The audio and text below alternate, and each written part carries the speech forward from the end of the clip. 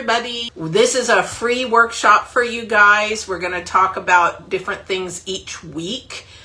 This week, I think last week we talked about different types of leather, the thicknesses of leather, how to put a pattern on leather. So if you haven't watched that, go back on my YouTube and watch that.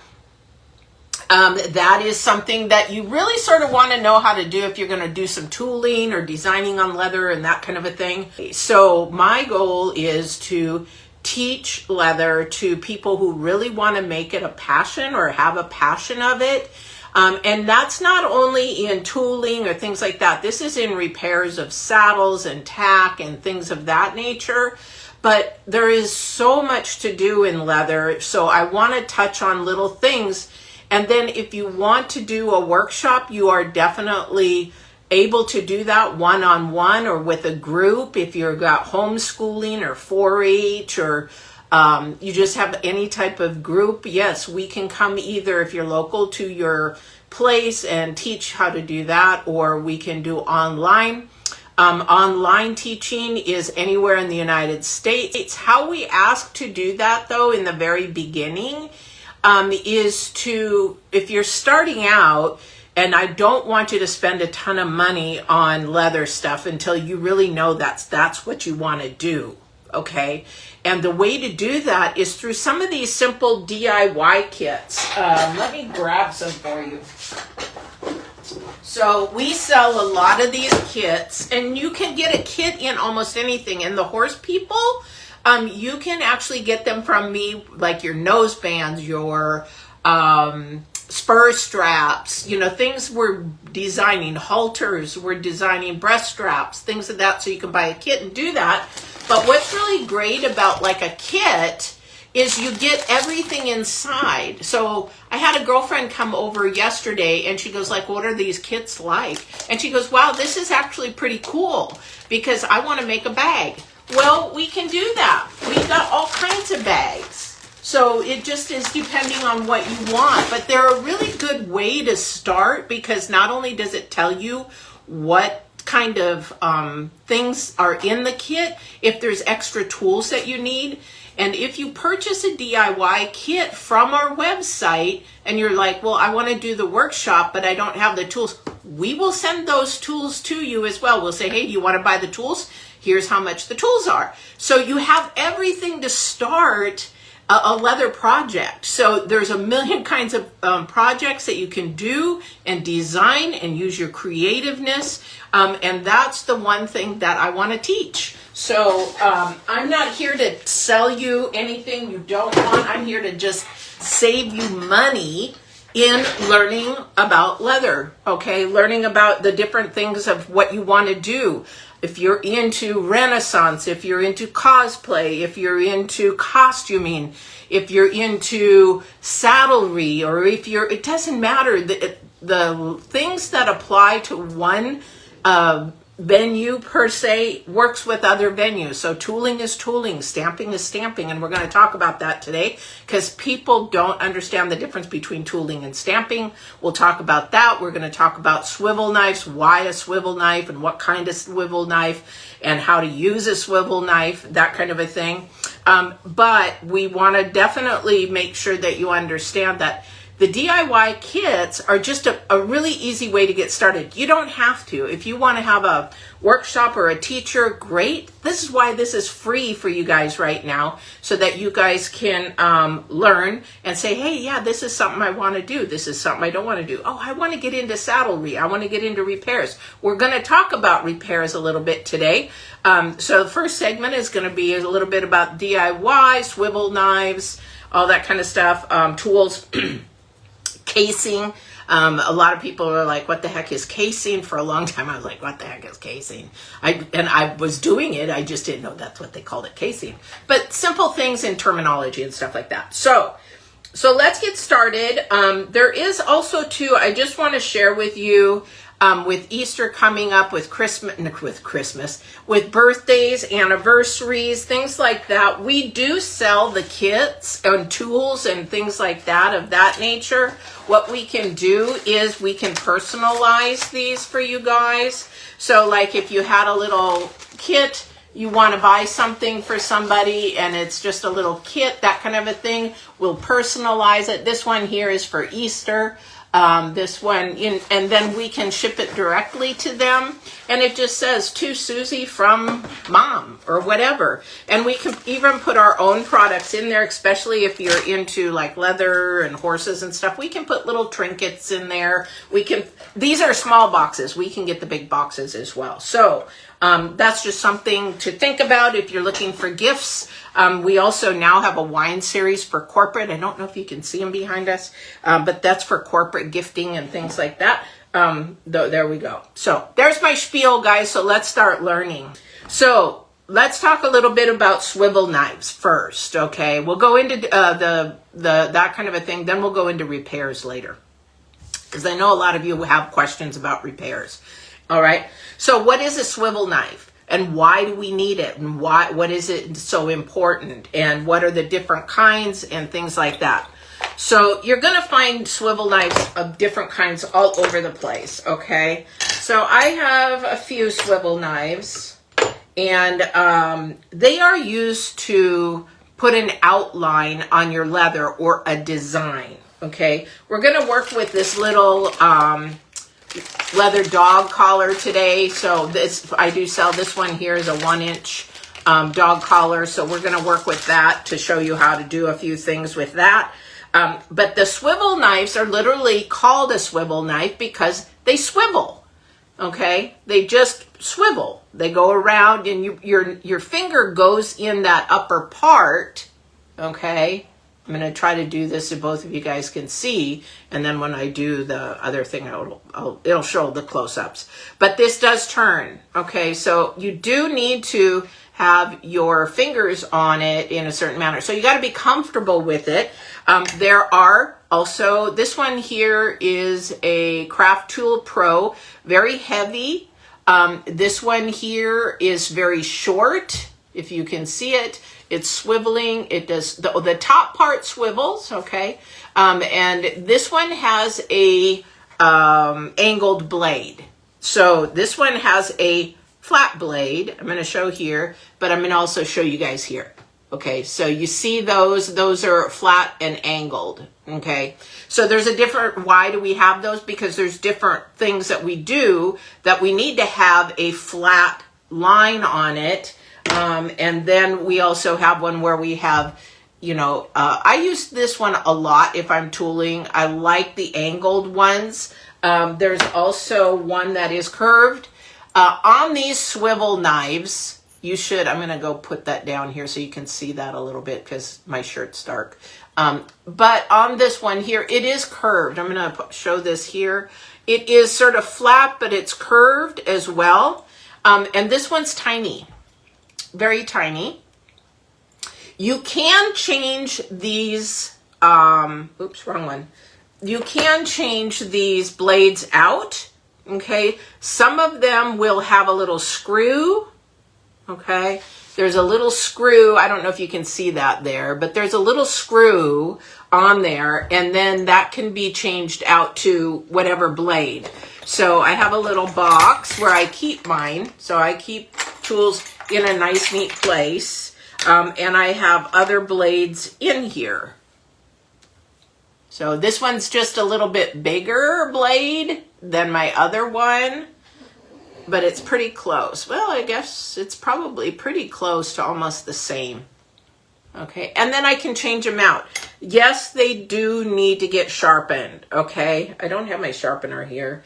But as you go, you do need to sharpen them because otherwise your lines, remember you're outlining whatever your design you're doing, it may get a little rough looking rather than nice and smooth, depending on how you're casing it. Okay, so that's definitely the thing with a swivel knife, okay? I'm just going to talk about the basics because, number one, a lot of beginners, it gets to be overwhelming. So you have to find out what designs you want to do, what knife works best with you. Now, these are a metal blade, okay? If you get into, say you buy a basic tool kit, okay? And it has a swivel knife in it. That's pretty basic, nothing wrong with that. As you get better with more and more tooling, you're going to learn how to case better. And you're also going to probably want to go to a ceramic tip, okay? Ceramic tips give a much smoother, more professional look, I would say. I do tooling, but I don't do a ton. I'm just not that patient. I like repairing horse equipment and making horse equipment. We're getting ready to manufacture for a couple companies that I'm excited for their products. So they're not our products, but their products, and I'm really happy that they've entrusted me to do their products. So yay. But tooling is part of being a leather artisan if you like to do that. So 2 different kinds of tips. There's a lot of different kinds. You can get these made in the US, you can get made in Taiwan, you can make them China, that kind of thing. Now with the tariffs and everything, this is 2024 where I would go through the tariff wars. It just depends. Okay, so that's your swivel knife. And it's basically to outline, period. It's to make things cut and outline. So let's go ahead and see what this kit has in it. We're going to talk more about swivel and doing that. So when you do swivels, tooling, okay, tooling is a process that a lot of people get confused. Well, I need it stamped. Well, do you need it tooled or stamped? So there's a difference. When we stamp, tooling is making the design. Stamping is taking your little stamps and pounding them to make the design. Okay, so the stamps will make the design, but tooling, like I got my little tooling tray here, you are going to take some shaders, some backgrounds, some different kinds of they're not real stamps. A stamp would be like, you know, a flower or a butterfly or those kind of things. Whereas your shading tools, your background tools, maybe you've got an edging tool like a scallop or of those kind of things. Those are getting, and then you're going to try to give it more value. More value means you want those edges to be darker, so when you put the dye or the stain on, they're going to pop, okay? So stamping and tooling go hand in hand. Sometimes you can just stamp a letter and leave it alone, or a design and leave it alone, and the only thing when you stamp and you leave it alone, you don't get any depth. So you don't make things pop. Okay, so it looks very flat. Does that make sense? Hopefully that makes sense. And we're going to show you that here in just a second. Okay, so I'm going to start probably butcher this dog collar or pet collar. It could be a cat or a dog or a, who knows, monkey or whatever. Monkeys use harnesses though. Okay, so when you get your kit, I'm just going to show you this in an example. You're going to get your kit. We got a dog kit. We got the leather. This is probably, what do you call that? We call that an economy leather because it's got this, once you learn about leather, you're going to see that, you're going to say, oh yeah, that's really cheap, or that's really, because it's very light, and it's just an economy leather. So they're not going to put a lot of expensive leathers into these kits because, for one, they don't do a lot of that. Hello, whoever you are. I'm sorry, I can't, I go back and I read the chats because my glasses, I don't know who that is, but welcome. So here's a kit. We've got the dog collar, we've got our parts, we've got whatever we need for that. It also gives you instructions and gives you ideas, okay? This one here is going to tell you how to put it together, the assembly instructions. It is also going to have something on the back where it's going to show you how to put the buckles, okay? And some kits this one does not come with the tools, and this is what I'm talking about. If this was a kit that you wanted to buy, and it says, okay, you could do a barbed wire, the BW1 and BW2, which is the barbed wire, okay? You could do that. We'll send you the tool along with that. So whatever the kit says, we will assemble those stamps for you and send you the whole thing. So then when we do a live workshop, one-on-one workshop, then you have all the tools, you're ready to rock and roll, okay? One of the things that you want to have when you're going to do any kit or any tooling or any stamping, you need a solid foundation. So for example, these are tables we had built for my company, but you want to have a solid foundation. So the reason why is when you go to Swivel's not bad. Swivel and carving is not bad. This is carves, guys, and the stamp. So when you begin to carve, this isn't the issue, but the issue is when you go to start shading in and doing your stamping, you've got to have a solid ground. That's why we have these really super thick marbles or granites, and you can go to Home Depot and ask them, hey, I need an inch thick, or you can go to a granite company and say, hey, I need just a slab. They're a little expensive, and like I said, I like to save people money. And somebody can cringe, and I don't care, but I turn around sometimes and I put my steel, I have a little steel, I put a pounding board underneath that, and I put that on there and I pound. Now, I'm going to retract on that because you got to be careful how thick your leather is, even on both of these. Because if you have too thin of leather, say a 2 ounce or 3 ounce, you're not going to be able to stamp as hard. But if I'm using this, I'm going to be using a thick piece of leather. Just let me tell you that. It's got to be a thick piece of leather because I don't want it going through. All right. So what we're going to do, we've got our buckles. Don't need those right now. We've got our end piece where your buckle is going to go through. All right. And then we've got our strap. And now on this one, I noticed they didn't put holes on the end, but I'm assuming that they're going to want to do this, but there's no holes here. So there's no holes. So I've got to make some holes, which I'm surprised they didn't do holes. Anyway, we're not going to get that far today. So I've got my strap and I want to put a design on it. Let me think here. So we're going to do a basket design. Okay, we're going to do a basket design, and maybe I want to put a flower in there or something like that. Okay, so what you need to do is make sure that your leather is wet. You cannot really tool on dry leather. You can try. It's not going to come out very well, only because you're not going to get that nice clear image. Okay, so what I need to do is I want to have an edge on this. So I'm going to need to case it. Now there's 2 ways to case it. Casing is just wetting your leather, guys. Some people say, well, what's casing? What's casing? Sometimes you have to Google stuff. But if you just say wet your leather, that's exactly what casing is.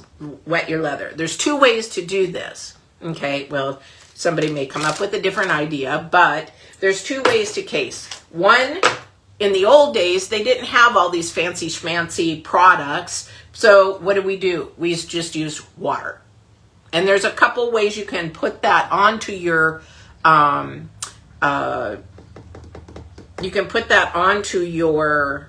leather. You can either get a squirt bottle and spray it on, or you can just put it with a sponge.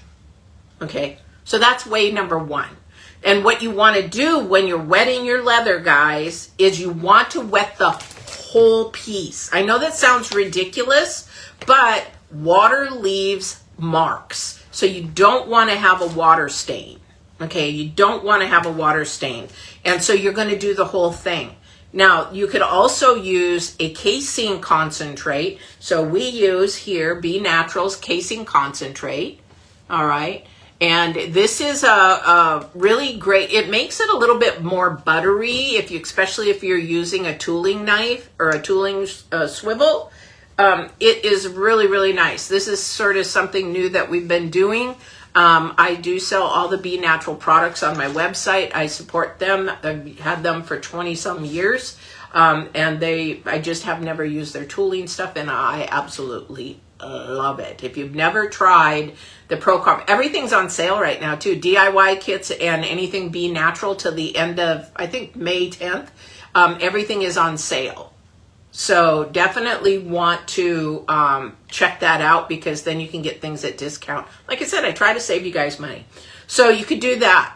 Okay, and what I do, so this is a concentrate, so you put 1 part of the Pro Carve to 10 parts of water. And I use these little cups. So I went to cash and carry, or you can get a little cup or whatever, because I don't want to use too much. So I have 10 of these of water, and then I take the Pro Carve and I do 1 cup of Pro Carve. Now I do this for my carving, I do this for my tooling, I do that for everything. So I just want to make sure, and then it turns sort of like a milky little color, right? And then I use my sponge. I use a sponge just because it's just an old habit and I like it. The thing about spraying, sometimes you'll get little dots. And I don't like that. So what I'll do is I will case my leather and wet it. Now you can see, like I said, I'll show you this in a second. If I were to just case this far, you're going to see a line there. Okay, I don't want that. That's why you want to case the whole thing, because then if I do that, or I do want to keep that the same color, then I don't want any lines, okay? And I'm going to do this until it soaks in pretty good. Okay, I'm just doing the top part, guys. I heard somebody say, or somebody tell them that you don't do the bottom part. Don't do the bottom part. And I'm like, no, you just need the top part. You need to soak it in. So if you're doing it a lot, especially if you have little kids, they're going to just take it and the sponge is going to just be soaking wet, right? Kids love to just, do it. So just let it set for 5 minutes. You just want it to almost go back to its natural color of before you wet it. Okay, not quite, but almost. So to save time though, what we're going to do is we're just going to keep moving forward. So I have a couple things I can do. I'm going to show you a couple of different things. We'll get into the swivel knife in a minute. Because I want to be able to have like a border on this, and then maybe I'll stamp in there. Maybe I'll just leave it blank. Maybe I'll put spots on it. Maybe I'll put conchos on it. If I was to put conchos on this, I would just need a rotary punch to make more holes, because most conchos that you're going to put on it are a Chicago screw to decorate it.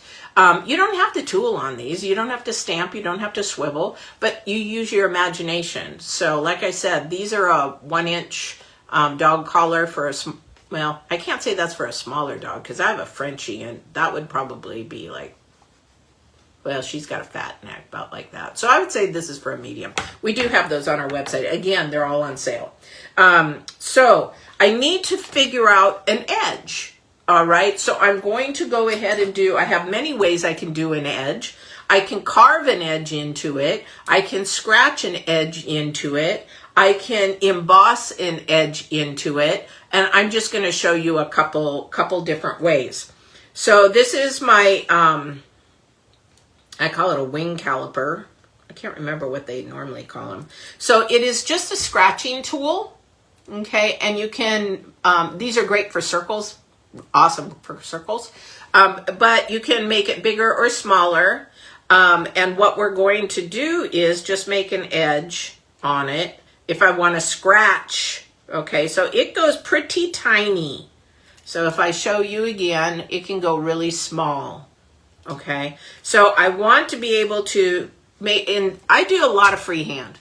I do a ton of freehand. So if you guys have to have patterns and everything, go for it. But I've done this for so long, I just know how much, like if I want to put, if I want to make a stitching on the edge, how much that is and that kind of thing. So if I talk over your head, please comment, or just say, hey, can you go over this again? Or can you, text me on this? And I answer every single comment. Any question, anything like that, I will answer it personally. I do have an apprentice now, so, but she does not do anything but learn. And so ask the questions, ask away. Because I do talk, I got to go back to the basics. I've done this for so long, I got to go back to the basics. So again, this is just a scratch so that I know where I'm going to swivel. Okay, so, and let me tell you one thing. If you're going to use your swivel knife, or you're going to do something in a long way like this, it is extremely hard to go continuously straight. So sometimes you might need an aid, like a ruler or an edger or something of that nature. However, on this right now that we're going to scratch, we have a beautiful edge, okay, that we're going to follow along, okay? So if I want to go in, oh, maybe that's too much or maybe it's not, I am going to go from end to end on this one. So I am going to keep, and I'm going to go ahead and show this to you when like I said, if you want to subscribe, you will get the new recorded one with the close-ups, okay? Right now, I am a boomer. I don't know how to do that, okay? So all I'm doing is I'm taking my, I don't know if you can see that, maybe so. All I'm doing is taking this, and one edge is staying along the outside of the leather, and the other edge is moving on the inside, okay?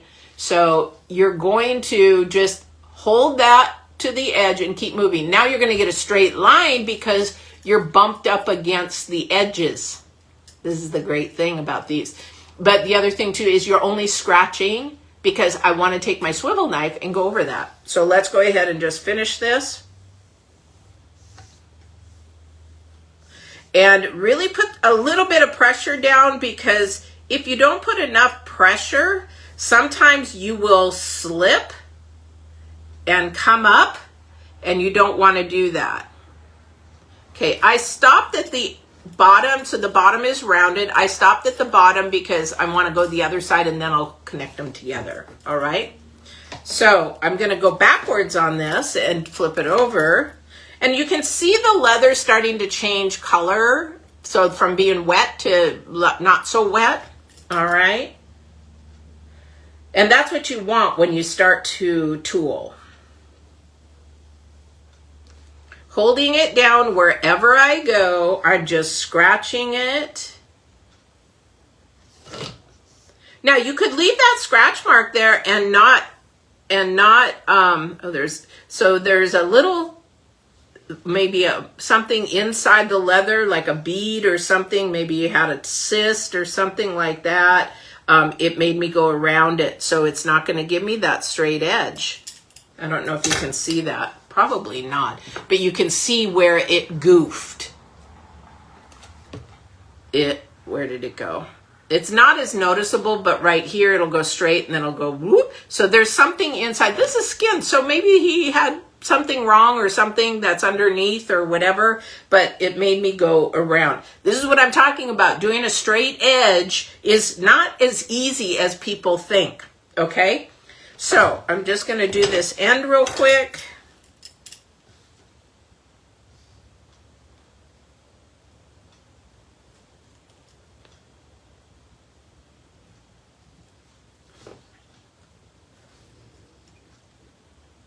Okay, so I've connected them, and I'll fix that later, because with tooling you can hide a lot of things. All right, so we have our edge scratched.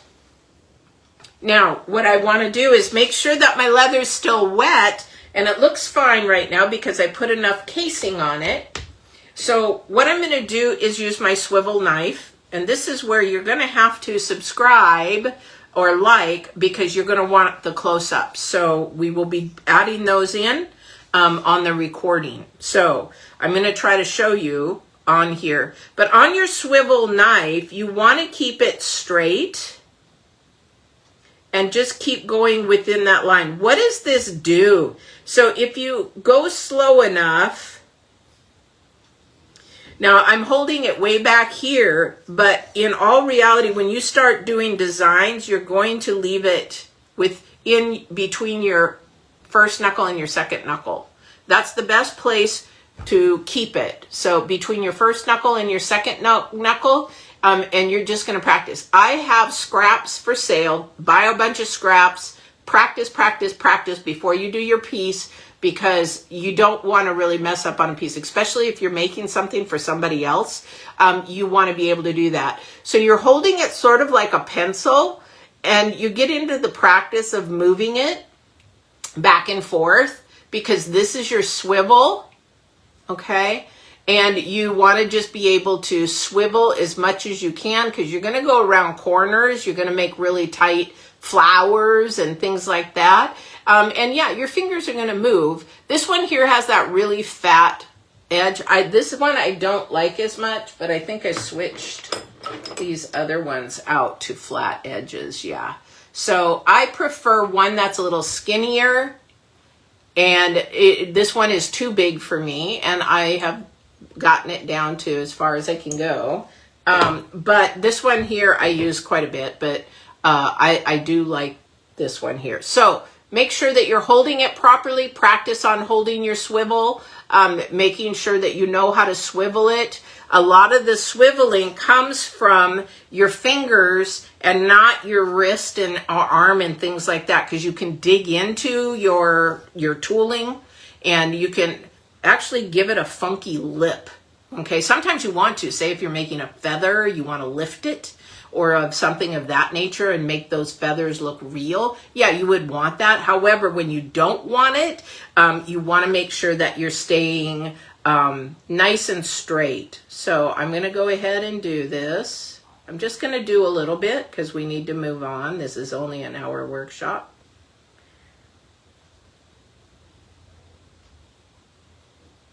Okay.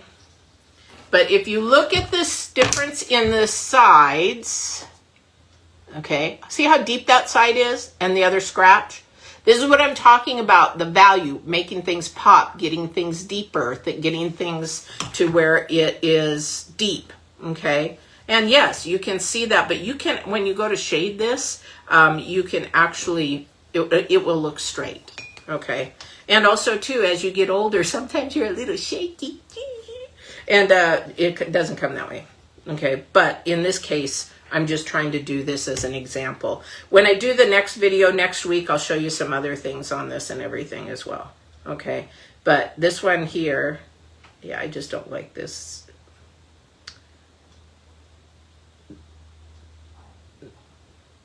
Keisha, what are you doing? I have a dog, and it's spring season, so she's getting allergies. Okay, so, and there you go. See, I just dipped in. And that right now is noticeable, but when we go ahead and edge that, okay? So the other thing is, this is where your tooling comes in. Say we wanted to do a flower. So I don't have a pattern, but let me try something. So we're going to talk about, I'm just going to do the end because I can always cut it off. So this is a stamp, a flower stamp, okay? So you need a mallet. Mallets, oh my God, I could talk about mallets. There's so many different kinds of mallets. There's Mauls and Mallets. Mauls have become more popular. This is a rawhide mallet, wood rawhide mallet, and it is wrapped rawhide, where you can see it is definitely got some use. However, it's just wrapped, okay, and then it is riveted onto, not riveted, but screwed onto a piece of wood. There is a poly. These are really cheap, made from China, Taiwan, wherever. I sell them to beginners because if you're not going to be in leather work for a long time, or they don't know if they like it, why spend the big money? Because these can run easily $30 some. This one can run, I think, what is this one? It's like $20 or something like that, or 11 or something like that. But they're poly, so they're cheap. And I would suggest making sure that the screw is tight in there. And if it does come loose, you can go ahead and put some wood glue in there and do that. But beginners, this is really good. It's an inexpensive way, but they're very light. So your rawhide ones are a little bit heavier. I have a different kind of maul. Let me show it to you.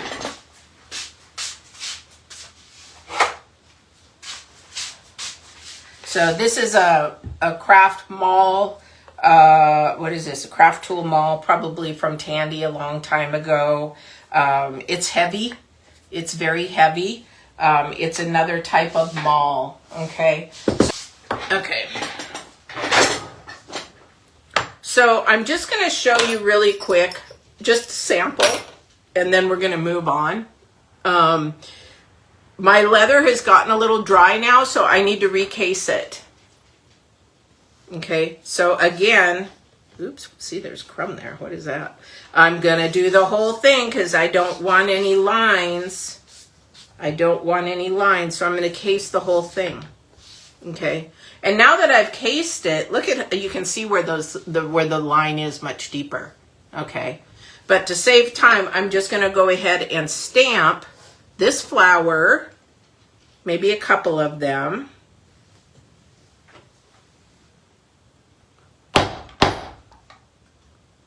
Now be careful if you stamp that you stamp straight down like a pendulum. Boom, straight down. Because if you don't, you are going to have different...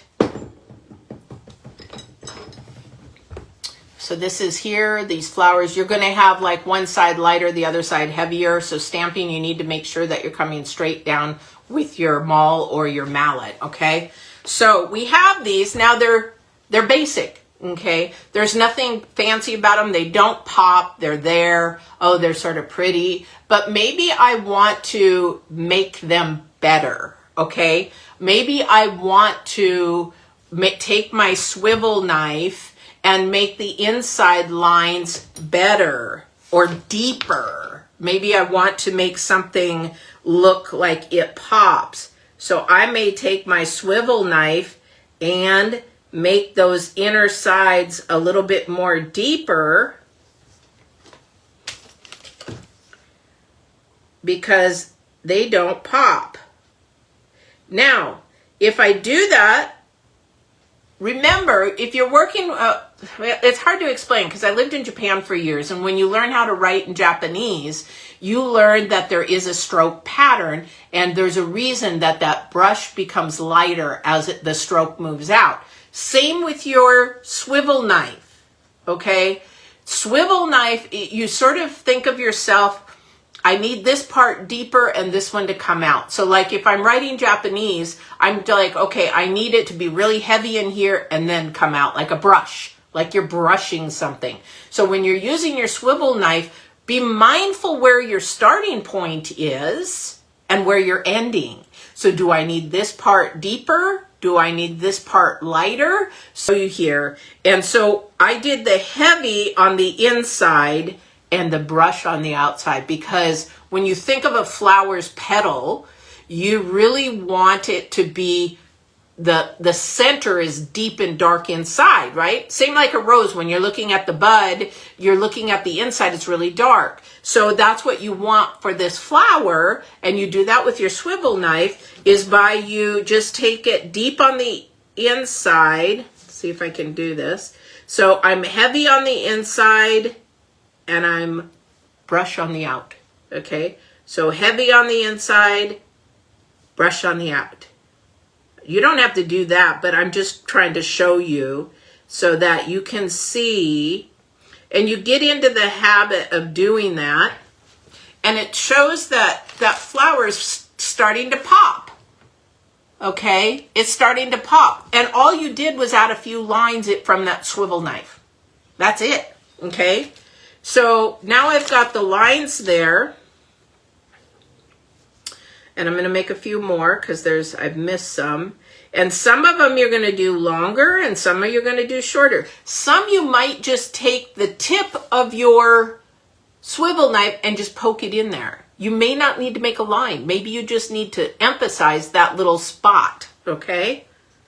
It sounds confusing, but it's not. Trust me, you're just making a simple little line.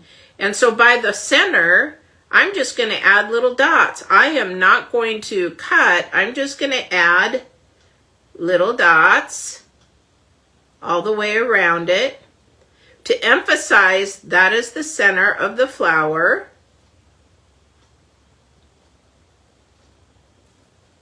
Okay, so that's the center of the flower.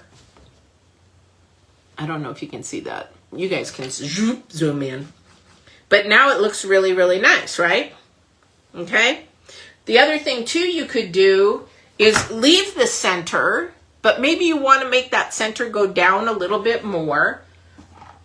You could add like a little stamp to the center, okay? You don't have to. You could leave it alone. So you find a stamp that is, where'd my other one go? Find a stamp that's that size to the center. So let's go ahead and go to the other flower. And we're just going to make the lines. And then we're going to bevel the outside of it, okay, to make the flower stand out. So let me just do this. We're going to leave the center piece as is.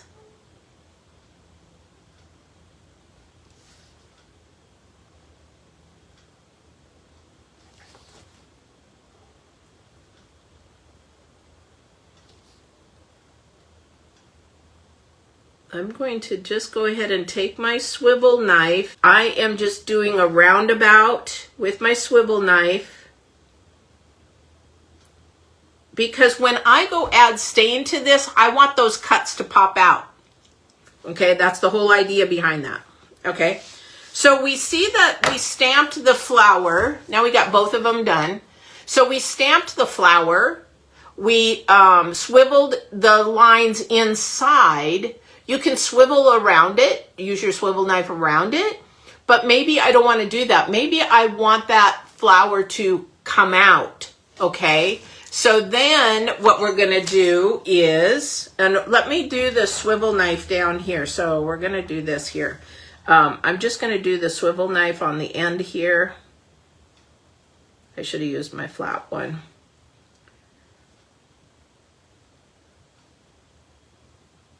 All right. Okay, so there's two things we can do. All right, so we have the lines on the end. So do I want the line to stand out? Do I want these edges to stand out, or do I want the flower to stand out?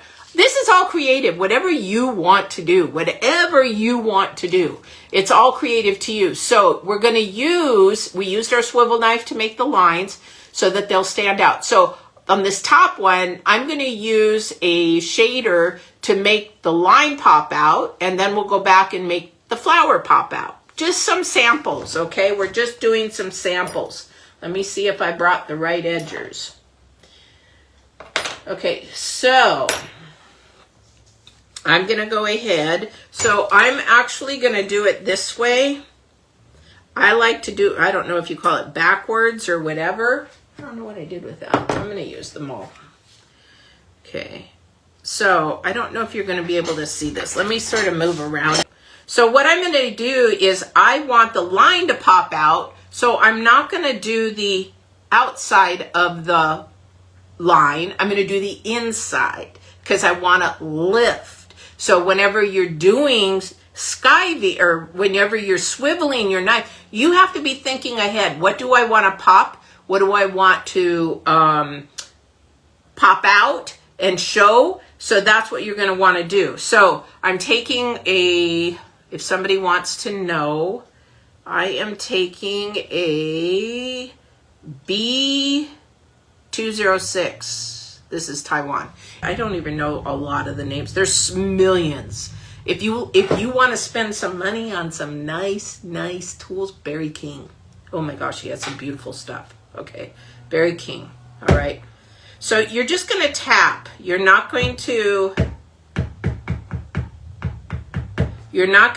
pound it really hard. This is where parents, if you're homeschooling kids in leather, this is where you have to really tell them, this takes control. See, teaching kids how to do leather work not only teaches them creativity, it teaches them how to have some control, how to manage control. Because if I start pounding really hard on this, I probably should do one to see, so you can see, and you want to keep it so that you're moving your thing. It's just control. You want to be moving it along. You don't want to just stop, bang, stop, bang, stop, bang, stop, bang. Then you're going to have very uneven, okay? You want to keep it at the same pressure that you're pounding to the same pressure on your leather, okay? If you stop, try not to lift your tool. And you can go back and smooth it out. This is a little wet, and I'll show you why I know it's just a little bit wet, but that's okay. This is just an example, okay? So, this is what your swivel knife helped do. Do you see how that edge is popping out on there? And that's what you want. And because here's the thing, if this is wide enough, if you're making a belt, for example, if this edge is wide enough, you may want to put stitching through it, especially if you're putting a backing on your belt. So you might want that, so then you're going to have to stitch in between those two. So you want it to lift up. You want it to look nice. So that's that one there, okay? So maybe we want to do that with the flower, okay? You have different sizes of tools. You can get these very, very tiny. Also, too, if your maul is too heavy, you can actually get not a smooth look if you don't have the control. You have to have the control, okay? So let me see if I can get this flower to pop just a little bit.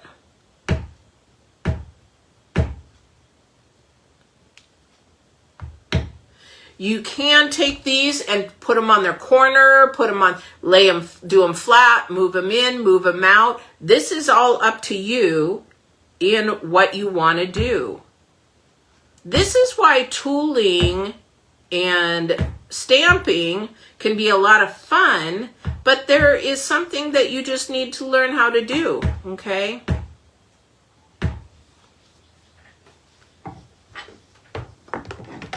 So then next, after I get done with this, and this is where we're going to stop, because my main thing was I really wanted to talk about the swivel knife, and I'd hoped that there would have been more questions, but there isn't, and that's okay.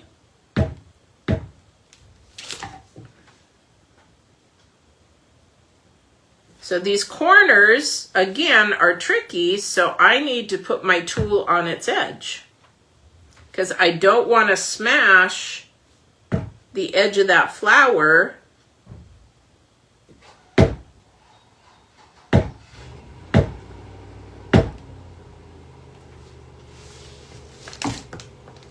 And again, guys, there's a million people out there 10 times better than I am. I just am just doing this as an example. Yeah, I've made belts, I've tooled Bible covers, book covers, you know, lots of things.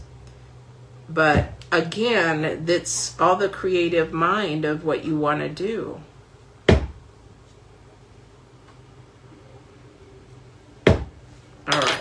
So I just want to show you so you can see how that flower is beginning to pop. So now we have a little bit of value in there. So whatever you do and you see those dark areas, your stain or your dye, especially if you're dyeing black, it's not going to matter. but your dye is going to get into these spots deeper, especially if you're staining and that's what you want. You want things to pop out, okay? So that's what that's going to do, all right? All right. So if you have questions, if I've gone too fast, if there's something you want to know, let me know. You can also, I didn't put that in there. You can also, there are stamps. There is a stamp called a basket weave. It is the most popular stamp. We'll talk about the basket weave next. We'll just focus in on basket weaves because basket weaves are easy, but when you get to the edges, they can be tricky. So we'll talk about the basket stamps next time, unless we get more into repairs, like saddle repairs and stuff like that. But you can take, say, an edge. You can take a basket weave, or you can take here, like this here. This is an edge, okay? And you can actually put that along the side. Let me see if I can do that. Just to show you what it looks like. And it looks like a rope, okay? So if I didn't want to put, what do you call it? If I didn't want to put, what do you call it? Sewing. If I didn't want to sew on the edge, and this is where, okay, so this is where your swivel knife becomes really important. So if you wanted to do an edge, like a rope, I'll do that again. You can see something there. I would love to hear your comments if you notice the glitch. And there's a reason why that glitch happened. Okay? If you look at it, that very last stamp that I did for the rope, you see that it's moved. So I'm not going to have a nice continuous line. Why is that? I should have or could have used my swivel knife, not the edging, but my swivel knife on this edge, because I didn't. Okay, I didn't have my swivel knife. And the reason why that's important, because that stamp will fall right into that edge. It will fall right into the crevice of that swivel. And I have to make sure that this is as thick as that edge so that it falls in there, and then you will have a continual straight line. You won't have that happen. The reason why that happened is there was nothing for it to follow. So that's why that happened, okay? Or I'm just blind. Or impatient. Got to be patient when it comes to this stuff, all right? So, I mean, those, again, creative. You could put a barbed wire there. You could put just a basket weave there. You know, you could do anything there. You do whatever you want. So if you're going to make something for somebody, you want to make sure that you're doing everything the way that you're supposed to be doing, you know, just to make it easy for you guys, okay? So let's talk a little bit about repairs. So some of you might want to do repairs of a bag. Somebody might want to do repairs of a saddle, tack, things like that. Please watch my other videos on saddle repair and things like that. But I am going to grab two things. So, for example, I was doing a trade show, or expo, actually. I was told it's not a trade show. I'm like, okay, whatever. It's an expo. Anyway, I was doing one of those. And we do have spur kits, okay? We do have where you can stamp out your own spurs, spur straps for your spurs. And then definitely, this here was one that we were going to sell. However, somebody put it by some oil, okay? And it basically ruined the spur strap if I wanted them to keep it this color. Okay, so there's nothing I can do about that as far as the oil. sometimes you can take a little bit of alcohol and that can come out a little bit. However, most of the time you're going to have a line. How do I know? Okay, I'm going to show you here in a second. I'm doing this lady's bag, restoring it for her, well, as much as we can. This is her mother's bag, and we're restoring it. However, it's soaking up the conditioners like no tomorrow. But this has, as you can see, a lot of water stains, okay? And on the bottom, it has some oil stains. It had some paint on there, oil stains, that nature. This is so old, a lot of this is not going to come out, all right? The inside is really nasty. Okay, I'm working on that. Now, this is suede, guys, so this is... we do have a cleaner for suede, Be Natural. Where did I have it? But then I'm also, I'll show you that in a second. Where did I put it? So this bag at one point probably had a bottom to it. And I want to make it nice for her. So even though she said, I don't care if it's water stained, I don't care if it has all that stuff on it, but I made a nice bottom for it, and I matched up the leather pretty good. Not too bad, right? Okay, let me tell you something about repairs. You've got to be careful whether you're working on saddles, bridles, bags, whatever it is. You need to be really mindful of the leather, of what kind it is. And this is why it's really important to learn about your leathers, because there's veg tan, there's chrome tan, there's oil tan, there's all different kinds. And so you want to know what you're working with, right? So this bottom is chrome tan. It's a pebble grain chrome tan. And let me see. I might have a sample. So this was this. So I had some scraps, and I thought I want to make a hard bottom for the bottom. So inside here is a bag stiffener. It could be a little bit stronger. I would have preferred plastic, but I didn't have a piece of plastic as big as this. And then what I did was I needed to test. So when you're repairing, test, test, test, test, test, including, and you have something like this, but try to test on something else than your project. So I wanted to get the same color as the bag, right? So what did I do? I sat there and I cut a piece off and I said, should I just stain it? Okay, should I just stain it? So I stained a piece, and I think I have that piece, and it turned out almost the same. However, the cracks were too dark. I didn't like the dark cracks in there, and it wasn't what I wanted. So what I decided to do is I did some saddle tan on it, and I thought, nope, now it's too light. So then I tested it with, again, another piece that I cut off of here, put saddle tan on it, and then put some stain on it, and voila. So you can, when you're doing repairs, you've sort of got to understand a little bit, not only about the hide, because chrome tan and veg tan, they're going to tan different. Each cow is different.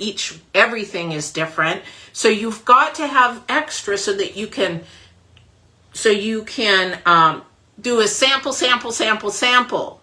Now, when you're done with it, and say I liked this, I will write on the back, saddle tan first, stain with medium brown. Or I can staple a piece of paper to it and say, this is what I did. Because if this lady came back and said, oh, I really want another one of the bottoms, but could we make it thicker? Then I would say, oh crap, what did I do? So you really should know what you're doing and keep a record of it if you're doing things for customers, all right? Especially in the saddle world, let me tell you, they'll bring them back and you won't know what you did. Same with belts. Okay, belts, you can stamp a number on the bottom of it or the end of it, and that way you can go back and say, oh yeah, John Smith had 4210 and this is what I did. Okay, so if you're doing this and wanting this as a business, I do business consulting for leather and also the equestrian industry. If you want to get into a business, I do have a consulting program, so please look at that. Definitely I can help you get started and save a bunch of money and do's and don'ts, so you don't waste a ton of money. All right, but that's that ladies bag. So let's get back to these. So she's like, oh, you know what? I ruined them. I don't know what to do with them. Okay, so what I'm basically saying is, okay, I can't get this out. I'm really sorry, honey. I can't get it out. And it's on the back, so you're not going to see the back, but it's in a different area on the back. And I don't know what's going to happen with this. So what my suggestion is to repair these is I would suggest let's go a little darker. So let's go to this color, and I am going to have to possibly mix dyes to get this color, because this is not a light brown, dark brown. It's not a chocolate. It's sort of an in between. But if I don't get this color exactly or pretty close, then I'm going to have those lines. So you can get this to almost, you wouldn't even know it. But the other thing too is you could suggest, hey, would you like me to put a pattern on it? You know, a basket weave or a floral design, or do you want me to tool on it? You can do that. You can add that. Now, two things. One, if she brings you these and they're fairly new, you can hold it up to the light and you can see if there's a finish on it. Okay? If there is a finish on it, you're going to have to deglaze it if you're going to dye it. Okay? You can also, unfortunately, you don't have a sample of this to ruin, so you've got just this. So you cannot say, well, I'll get a sample that's the same thickness. No, this is a different cow. This could be a different cow. These could be two different cows. So there's a lot of things that go into play with it. So what I would do is do it on the back. Okay, so I might just do the tip and let it dry. Now the back side is not going to have a finish. So do I need to deglaze it? So there are deglazers. And this one here is from, and I always pronounce it wrong, Angelus. Okay, it's a deglazer. It just removes the finish. Okay, and then you can go ahead and do it. It will change the color a little bit, but it will, that way you can go ahead and not worry about it. Make sure it's all off, because if you left a little spot of glaze on there or finish on there and the rest of it wasn't, that's going to look different. So there's a lot of things to repairs a lot of people don't realize, and that's why I teach, and that's why I have an apprentice. That's why I have workshops and classes, so that you can learn all these things, because it goes well over your head. Okay, so easy peasy. Okay, I'm going to just try to match this color, re-dye them, I'm done. Second thing, maybe I'm going to remove the finish, re-dye them, put the finish back on, say like our RTC, we sell RTC. We also have Resolene, you can use Resolene. Tan coat is too light, so you would want to use a heavier. So tan coat, you could do a couple layers of tan coat, but it's not as shiny, it's more matte. But we use RTC, really good finish. But then you would re-dye it and refinish it. Excuse me. Third option, excuse me. Third option is to go ahead and tool it and hide the design. Maybe she wants to keep this. I would tool it and hide the design. I would try to figure out how to put a flower down there, maybe put some edging all the way around, and make that work into it. You could also, or stamping, tooling, you could also make a design. Maybe there's a mountain, you know, maybe it's water. And you could make a design of water on it and then some trees in the background or whatever you want to do. It's very creative. But this person here, this was ours that accidentally. So what I'm going to do with these, and hopefully I'll get this done and show you next week, is I'm probably going to just re-dye them and, knock some price off of them and resell them that way. I may throw a basket weave on them. I don't know yet, but I will definitely do that. So when you're doing any type of repair, simple repair, and you have to re-dye or you have to restain or refinish, double check if it has a finish. If it doesn't, you're good to go. Go ahead and case it. Case it with some Pro Carve. And that'll make it a lot easier. And then tool it, because you'll get your things a lot better. All right, but that's definitely where that is. If you have any questions, please don't hesitate. Comment. I would love comments. Give me your feedback, what you would like these workshops on, because I do repairs. We're now manufacturing horse equipment. If you have any questions about that, if you are wanting to start a business and have a consultation about, do you want to start a horse blanket business, laundry repair? I did that I still do it for over 21 years. And if you want to do a leather business, that kind of thing. There's a lot of things, do's and don'ts, you don't want to do. It will cost you a lot of money, waste a lot of time, and definitely want to move forward. All right. But subscribe, like, share. Please let people know that I am on here live every now and then. Thank you for coming in, and don't forget to go to the leatherladyllc.com for products with leather, sheepskin, DIY kits. Get into a workshop. It's only $15 for 2 hours when you buy a DIY kit. Otherwise, I'm here to help you answer your questions. If you have saddle repair, we ship saddles all over the United States. And let me tell you, it's cheap for you guys to do that because we use a special shipping agent for that. And we will send you a prepaid label. You ship your saddle or your tack or whatever it is, and then we will ship it back. All right. But that's what we do. Weekend. Bye now.